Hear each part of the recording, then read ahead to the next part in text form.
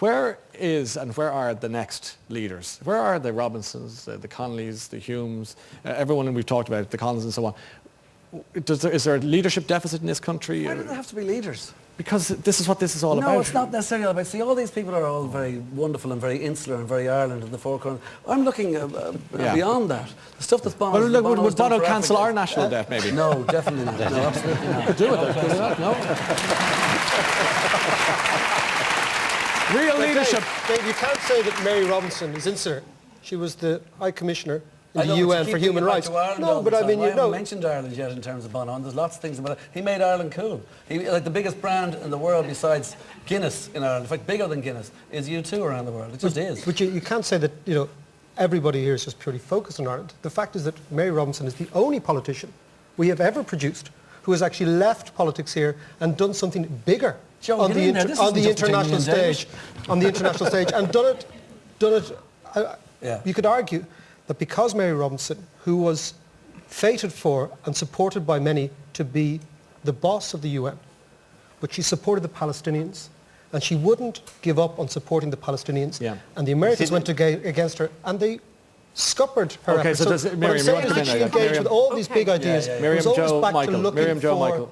the voice of the ones without a voice. Miriam. Okay, and I hear that and I accept that and I respect everybody I here hear who you're voting for. No, what I'm talking about is, I suppose, nightly on prime time, we talk about the economy at the moment and the dire straits we're in. But look, people have short memories, Ryan. It's not that long ago since I was sitting in small living rooms in West Belfast, in both Protestant and Catholic homes, with men and women weeping over the caskets of their children. Right. And can I just, one moment? No, and what I want to say is, like, we are in trouble now. But my God, we achieved one thing in the past decades, and that was down to John Hume, and that was we ended 800 years of conflict. So we never have to go back to those graveyards in Greysteel. And one thing in the film I do show, it was around that time, you probably, Ryan, in the early 90s, when there was a Frizzell's fish shop, then there was Greysteel, and I looked over at John Hume and he was standing beside his beautiful wife, Pat, and he was weeping, because at that moment he was talking to the IRA, and everybody, including myself, Ryan, were giving him grief, saying, why are you talking to these people?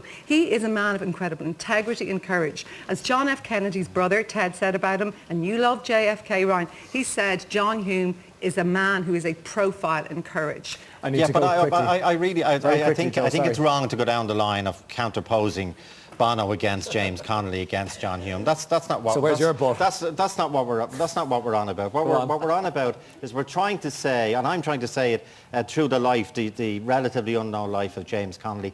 Are there things in this man's life and what he wrote and what he did? This man gave his life for the country, no greater sacrifice. He actually gave his life so we could become what we are today. And there is an innate goodness and decency that will always triumph in Ireland, be it Mary Robinson or John Hume or Bono or whatever. There is that there, but one of the reasons it's there is because of people, and you have to go back a bit to people like Connolly, who did those things. So I'm saying to people, consider it in terms of what they stood for overall. Michael, you haven't painted a picture.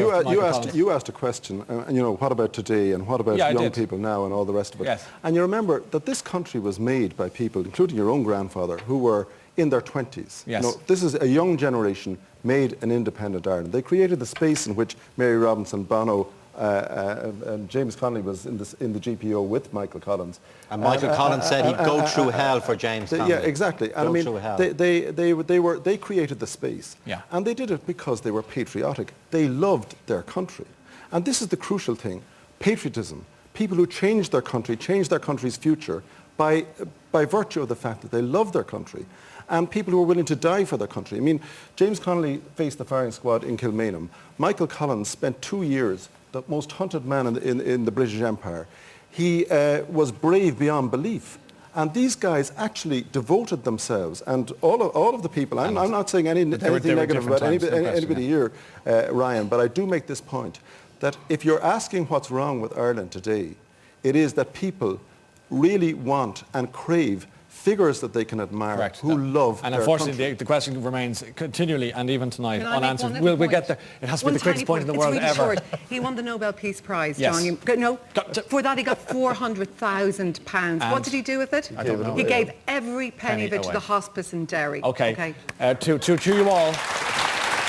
No, I appreciate that. Dave, Michael, Miriam, David, and Joe Duffy, ladies and gentlemen, Ireland's greatest advocates for this.